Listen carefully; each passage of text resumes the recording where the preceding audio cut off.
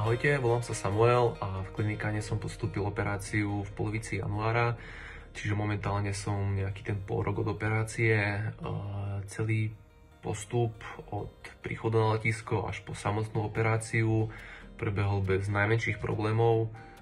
So svojím 6-mesačným výsledkom som zatiaľ maximálne spokojný a už sa teším, ako to bude vyzerať za 12 až 14 mesiacov.